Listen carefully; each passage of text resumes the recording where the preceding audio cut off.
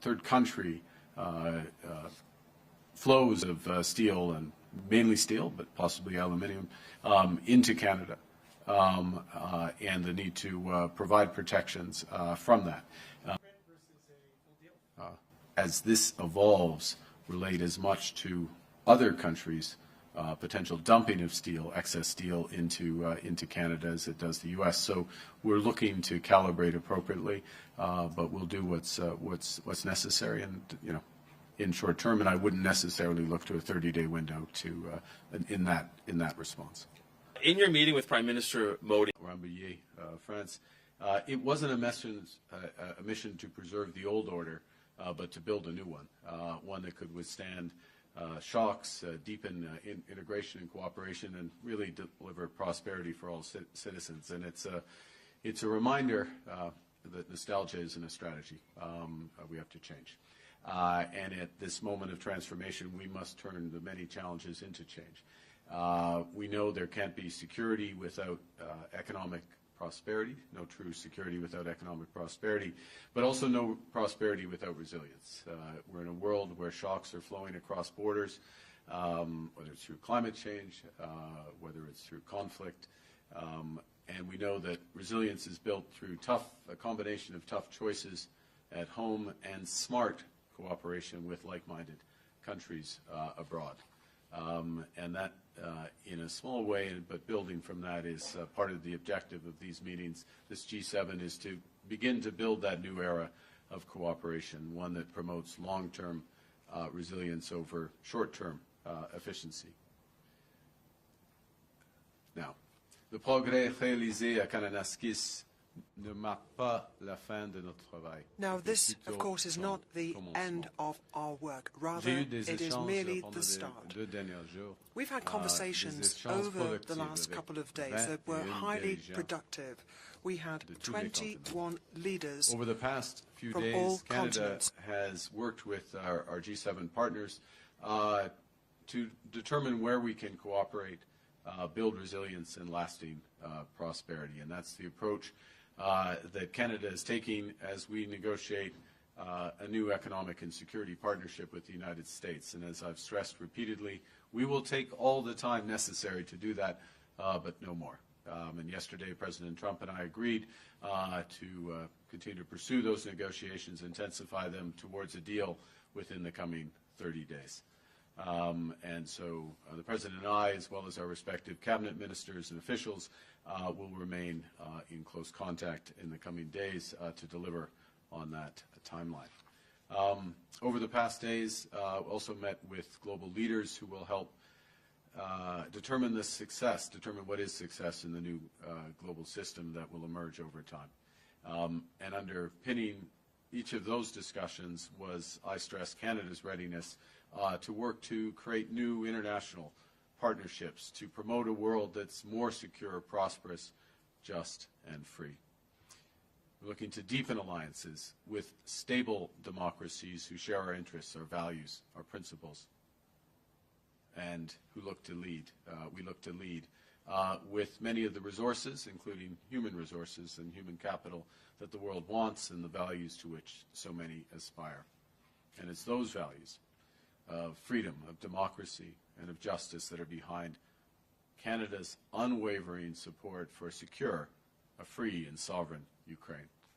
And this morning I shared with President Zelensky and G7 partners what Canada is doing moving forward in multiple respects with measures to support Ukraine in its struggle in Russia's unjustified and barbaric war. With our international partners, we're launching a major new package of sanctions on individuals, on companies, on vessels, the Shadow Fleet, to exert maximum pressure on Russia. We're also sending over $2 billion in funding for drones, ammunition, armored vehicles to help Ukrainians defend their territory, as well as a $2.3 billion loan to help rebuild the infrastructure in that country. And take a moment to reiterate our condolences given the barbarism witnessed overnight in Kyiv caused by Russia. G7 leaders also reiterated our commitment to the pursuit of peace and stability in the Middle East. Made clear that Iran is the principal source of regional instability and terror. And we've been consistently clear that Iran can never have a nuclear weapon. We urge that the resolution of the Iranian crisis leads to a broader de-escalation of hostilities, including a ceasefire in Gaza. Tout au long de ce sommet, nous avons également rassemblé des pays autour des défis et des opportunités les plus urgents de notre époque. Brought countries together to face up to the most urgent challenges which require international cooperation. And Canada is in a prime position to play a leading role in that process. G7 nations in the past 2 days agreed to move forward in cooperation on several key priorities. We're going to work with our partners in the G7 and beyond, a number of the countries are here today, to develop critical metals and minerals in order to build independence from non-market economies. And to that end, we will create a critical minerals production alliance, a G7-led strategic initiative to stockpile and develop critical minerals needed for defense and technology, including a range from germanium, gallium, graphite, rare earths.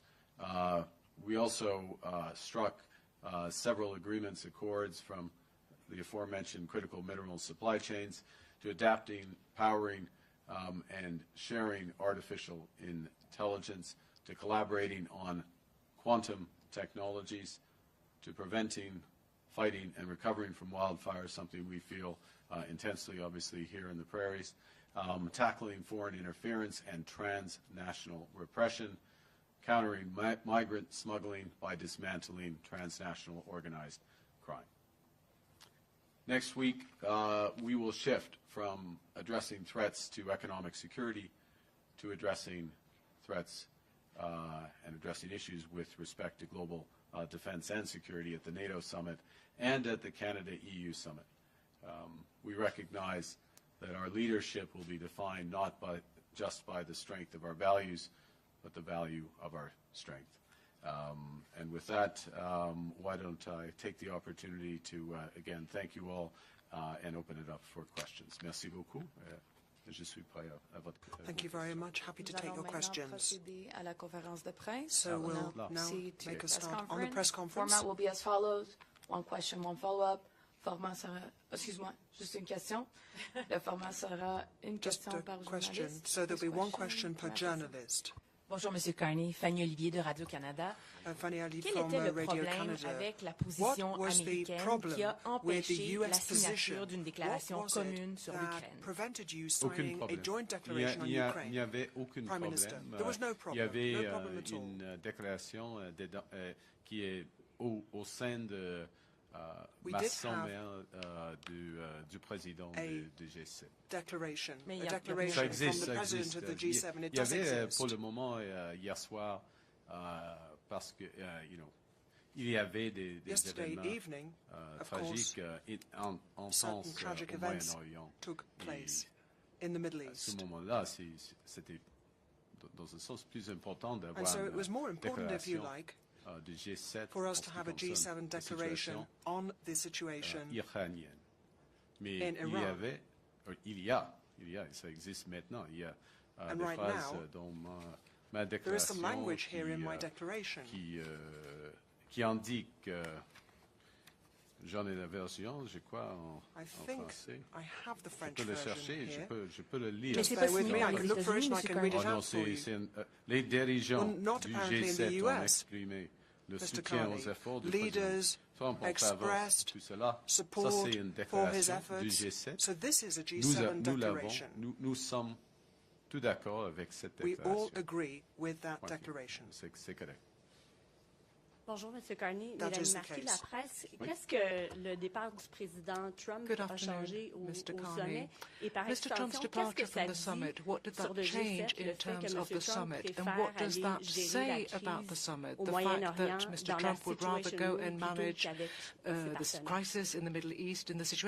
C'est difficile de gérer It's difficult to manage a military crisis. It's rather exceptional, of course. We're here in Kananaskis in Alberta.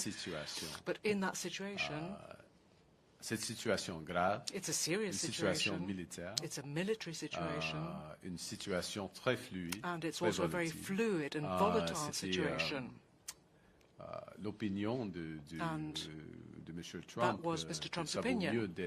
Mr. Trump felt that it was better for him to be in Washington, and I can understand that. I totally understand the decision that he took.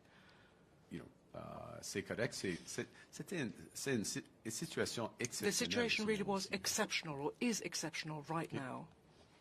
Bonjour, Émilie Bergeron, la presse Émilie Bergeron, Monsieur Carney, Canadian Press. Mr. Carney, vous mentionnez l'Ukraine dans you've just said that you mentioned Ukraine in your declaration as chair of the summit, the Leaders' Summit.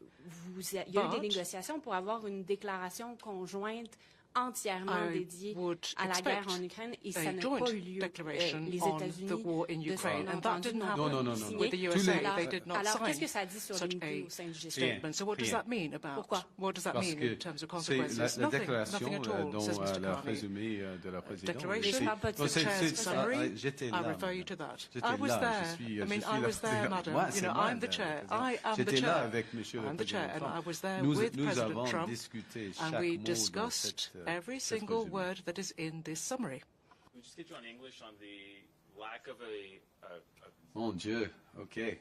it's just because Yeah, just to be clear, in English. Like the joint statement specifically on Ukraine. The joint statement specifically on Ukraine. Ukraine. It's in your presidential statement or your chair statement, but it is not signed by the 7 leaders. Why is that the case? What happened with the United States? As I said in French, rien, nothing. Okay? This was discussed by all 7 leaders. Well, it's more than 7 because we have the presidents of the European Commission and the presidents of the European Council last night at dinner. These exact words, and they're in my chair's summary. We had, as I said in French, we had a declaration given the exceptional and fast-moving situation in Iran. We concentrated on that, and as a specific one, I held this for my chair's summary. I honestly, look,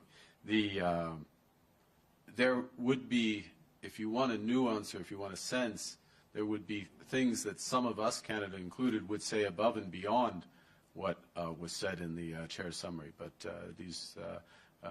the recognition of the importance of the initiative of President Trump to achieve a lasting peace, absolutely agreed. That we are resolute in pursuing all options to maximize pressure on Russia, including financial sanctions, agreed.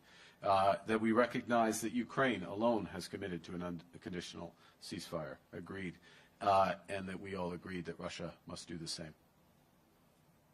I appreciate the detail in that. I'm going to ask you my question now, if you don't mind. Mike, yeah, I thought that wasn't your question. I know, but you asked me just for the. This was the equivalent of en anglais for the. I would those call it en anglais plus, but I appreciate that. In your meeting with Prime Minister Modi, I wanted to ask you, what did you say to him about the murder of Canadian Sikh activist Hardeep Singh Nijjar? We have had a discussion, the Prime Minister and I, about the importance of having the law enforcement to law enforcement dialogue, which is not just dialogue, cooperation directly.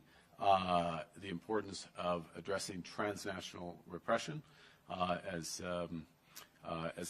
I noted, including when we met, and obviously there is a judicial process that's underway, and I need to be careful about further commentary. En français, nous avons eu une discussion en ce qui concerne la coopération qui continue de l'enforcement de la loi, la lutte contre la répression transnationale. The fight against transnational repression.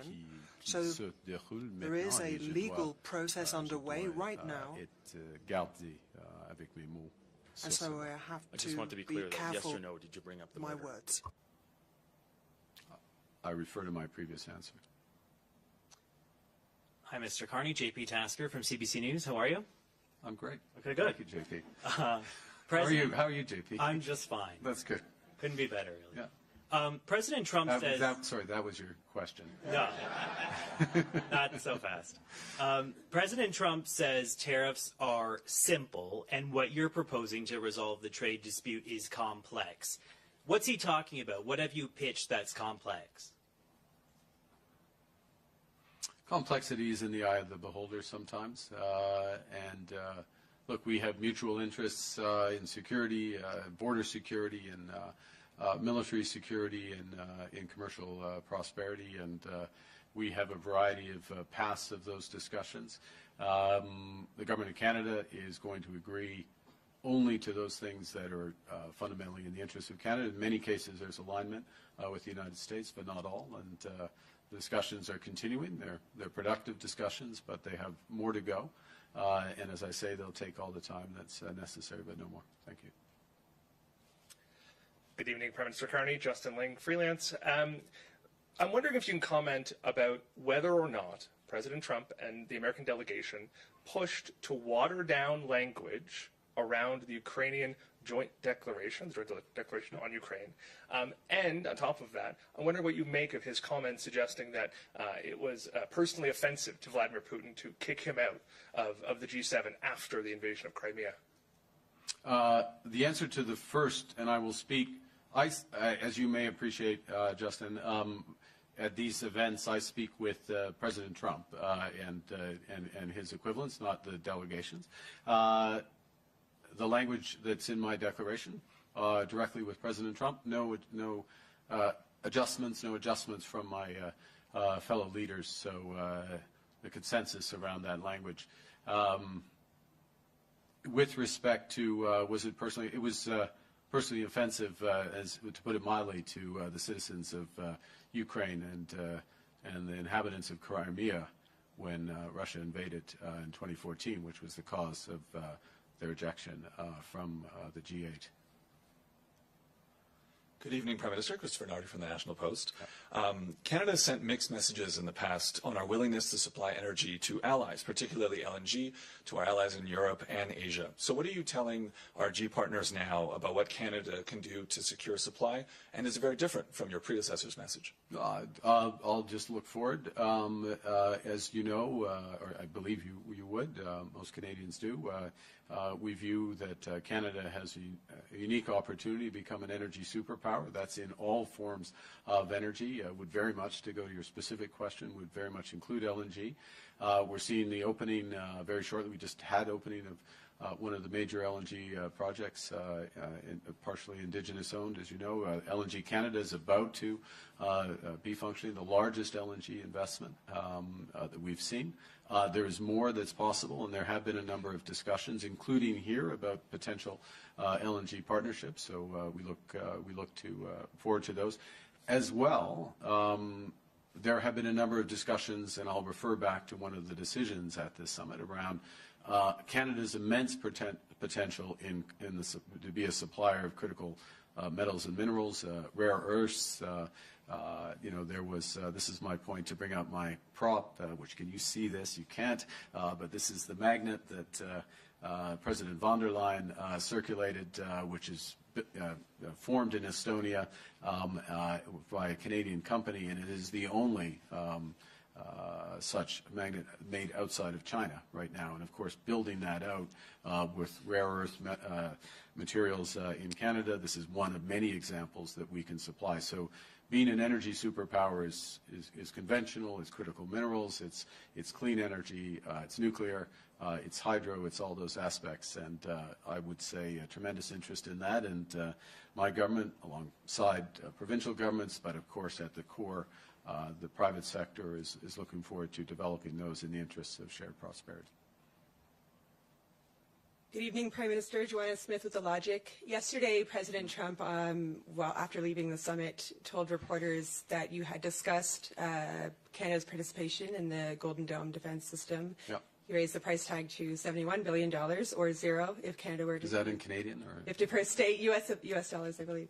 Well, and so that he's not the only one sharing that. He said it would be a separate deal from any tariffs deal. What can you share about that discussion and where your thinking is now on that project? Well, look, a couple of things. One is that And part of the spirit, unfortunately, of these discussions is that the world is a much more dangerous place, and the threats that face Canada, face other countries, have shifted quite dramatically. We can see exactly, unfortunately, in very tragic respects, what's happening in the Middle East as we speak, in terms of threats from ballistic missiles, the necessary to have ballistic missile defense. Canada, our geography is less and less of a shield, of a natural shield in those respects, and Russia is an aggressor. Other hostile states are in prospect, terrorist organizations as well. We need to protect ourselves. That's part of the reason why, well, those are the reasons why we've started with the over-the-horizon radar scheme with the Arctic, which is one component of a broader protection that needs to be put in place. There are many reasons why partnering in this case, not all cases, but in this case, partnering with the Americans would make sense. We certainly do already, as you know, in NORAD, and this is a potential extension of that. But these are live, ongoing discussions, you know, we'll continue to pursue them as long as they make sense for Canada. Bonsoir, M. Carney. Guillaume Saint-Pierre, Journal de Montréal. Est-ce que M. Trump est revenu encore une fois sur son fantasme là, du 51e État dans vos conversations privées avec lui? Et si oui, qu'est-ce que ça dit sur l'état de négociation et sur le respect? Vous avez beaucoup parlé de respect l'année dernière semaine. About this idea of the respect, perhaps, that you have for one another. Il y en a beaucoup de respect. No, there's a great deal of respect for Canada. Donc il l'a pas mentionné du tout. So he didn't mention it at all. No. Vous êtes déçu, évidemment. You're disappointed, obviously. Okay. Hi, Prime Minister Brian Platt with Bloomberg. I wanted to ask about this 30-day window now that you've set up with President Trump. Can you explain, was this your idea for a 30-day window? Are you trying to put a deadline in place? And is retaliation still, I mean, do you move to retaliation if this 30 days expires without a deal? What's the rationale here, and what happens if you don't get to a deal? Well, look, there are many aspects of the relationship with the United States, and many of your good questions have touched on them, from security, border security, commercial, financial, otherwise. And we don't want to, with respect to the specifics around specific tariffs, there's a certain amount of information that's necessary. There's certain decisions that can be taken given that information, given the relative perspectives, and quite often in negotiations, having a form of deadline is helpful to concentrate the mind, and that can be the case here. The teams are working well. There's exchange of information, exchange of ideas, and having that focus will be helpful. What was the second part of your question? Retaliation. You have not retaliated for the doubling of steel and aluminum. No, we have not yet. We retain the flexibility in order to do so, and we are looking. But I will say one thing which is related to that, which is we are looking very actively about the risks from third-party or third-country flows of steel, and mainly steel, but possibly aluminum, into Canada. And the need to provide protections from that. So we're looking at the modalities and ways of doing that, and we're very alive to that. That's the first. We're also, of course, looking to provide liquidity and other support to the firm. So, look, we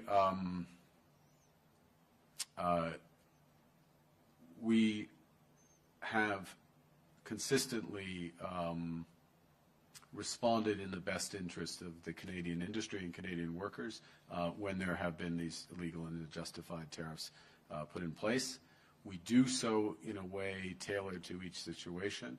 We have multiple tools with which we can respond, and some of those, as this evolves, relate as much to other countries' potential dumping of steel, excess steel into Canada as it does the U.S. So we're looking to calibrate appropriately, but we'll do what's necessary, and in short term. And I wouldn't necessarily look to a 30-day window to in that response.